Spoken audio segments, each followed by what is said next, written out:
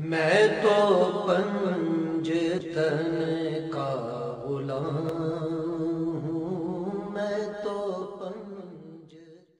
اعوذ باللہ من الشیطان الرجیم، بسم اللہ الرحمن الرحیم۔ اللہم ارزقنا خدمت الحسین فی الدنیا، اللہم ارزقنا شفاعت الحسین فی الآخرہ۔ السلام علیکم ورحمۃ اللہ وبرکاتہ مومنین۔ آج کا میرا موضوع جو ہے وہ گناہ کے منحوس اثرات کیا کیا ہیں، کہ اگر کوئی شخص گناہ کرتا ہے تو پھر اس کے اثرات کیا کیا اس کے اوپر آتے ہیں، وہ آپ تمام مومنین کی خدمت میں ہم پیش کریں گے انشاءاللہ۔ یہ ہمارا بیان جو ہے ہو سکتا ہے 2 یا 3 قسطوں میں جا کے بنے۔ سب سے پہلے ہم آپ تمام مومنین کی خدمت میں ہم پیش کرتے چلیں کہ گناہ اپنے ساتھ تمام منحوس اثرات لاتے ہیں، جن میں سے چند یہ ہیں جو ہم آپ تمام مومنین کی خدمت میں پیش کریں گے۔ سب سے پہلا ہے کہ علم سے محرومی، کہ علم ایک باطنی نور ہے اور گناہوں سے یہ نور بجھ جاتا ہے۔ اگر کوئی شخص گناہ کرتا رہتا ہے تو یہ خداوند عالم جو اس نے علم اس کو عطا کیا پھر اس کو سلب کر لیتا ہے، چھین لیتا ہے۔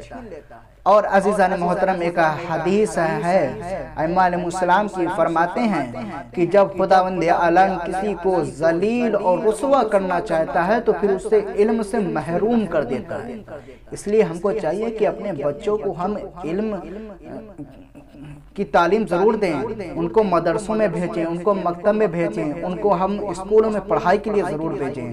دوسری چیز ہے وہ وجہ گناہ کے منحوس اثرات، دوسری چیز ہے کہ رزق اور عمر میں کمی، کہ فسق و فجور سے عمر اور رزق کم ہوتے جاتے ہیں، جبکہ تقوی اختیار کرنے سے دونوں میں وسعت ہوتی ہے، کہ اگر کوئی شخص تقوی اختیار کر لے تو پھر اس کے رزق میں بھی وسعت ہوتی ہے، اس کی عمر بھی طولانی ہوتی ہے۔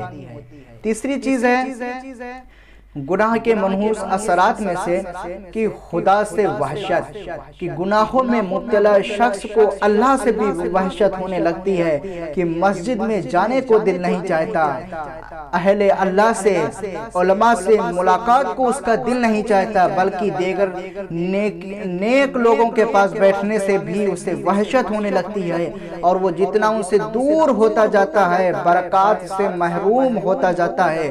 ایک بزرگ کا کہنا ہے کہ جب کبھی مجھ سے کوئی گناہ سرزد ہو جاتا ہے تو میں اس کا اثر اپنی بیوی، بچوں، بلکہ گھر کے پالتو جانوروں تک میں محسوس کرتا ہوں، اور وہ پہلے کی طرح میرے مطیع فرما بردار نہیں رہتے۔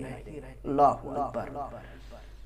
یعنی ایک بزرگ یہ فرماتے ہیں کہ اگر کوئی شخص گناہوں کو انجام دیتا ہے اور گناہ کرتا رہتا ہے تو پھر اس کے گھر والے، اس کی بیوی، اس کے بچے، اس کے گھر میں جو جانور ہیں، جو جس چیز کو وہ کہتا ہے اپنی بیوی سے کام کرنے کے لیے، اپنے بچوں سے کام کرنے کے لیے، پھر اس کی فرما برداری نہیں ہوتی بلکہ نافرمانی اس کی شروع ہو جاتی ہے۔ لوگ اس کو انجام نہیں دیتے ہیں، اس کی بات کو کوئی اہمیت ہی نہیں دیتے ہیں۔ یہ گناہ کرنے کے اثرات میں سے ایک اثرات ہے۔ چوتھی چیز کیا ہے کہ گناہ کے اثرات میں سے وہ یہ ہے کہ کاموں میں رکاوٹ، کہ گناہگار کے کاموں میں بہت رکاوٹیں آتی ہیں، جبکہ گناہ کے ترک سے اور تقوی اختیار کرنے سے کامیابی کی راہیں نکل آتی ہیں، اور اس طرح اس کے برخلاف گناہوں سے کامیابی کی راہیں بند ہو جاتی ہیں۔ اگر کوئی شخص ترک گناہ کر دے، اگر گناہوں کو چھوڑ دے، گناہوں سے دور ہو جائے، تو خداوند عالم جو اس کے کام کے جو چیزیں رکاوٹیں آ رہی ہیں نا، تو پھر ان سے ان رکاوٹ کو دور کر دیتا ہے۔ لیکن اگر کوئی شخص گناہ کرتا رہتا ہے، گناہوں کو انجام دیتے رہتا ہے، پھر ایسی راہیں خداوند عالم بند کر دیتا ہے کہ خدا کے علاوہ جب تک وہ استغفار نہ کرے، خدا کے علاوہ پھر اس کو کوئی کھول نہیں سکتا۔ عزیزان محترم، پانچویں چیز گناہ کے منحوس اثرات میں سے وہ یہ ہے کہ نیکیوں سے محرومی، کہ گناہ میں مبتلا شخص سے نیکیاں کیا ہوتی ہیں؟ چھنتی چلی جاتی ہیں۔ آج ایک نیکی ہاتھ سے گئی، کل دوسری اطاعت چھوٹ گئی، پرسوں تیسری رہ گئی۔ اس طرح سلسلہ اور تمام نیک کام گناہ انجام دینے کی وجہ سے آہستہ آہستہ سے ہاتھ سے نکل جاتے ہیں، کہ اگر انسان گناہ کرتا رہتا ہے، گناہوں کو انجام دیتا رہتا ہے، پھر خداوند عالم اس کو نیکی کرنے کی توفیق بھی نہیں عطا کرتا ہے۔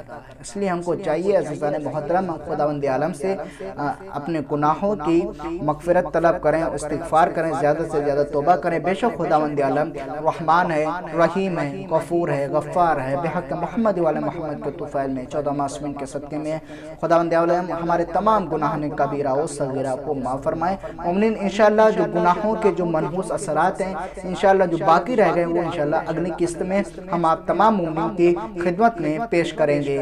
فقط والسلام ورحمۃ اللہ وبرکاتہ۔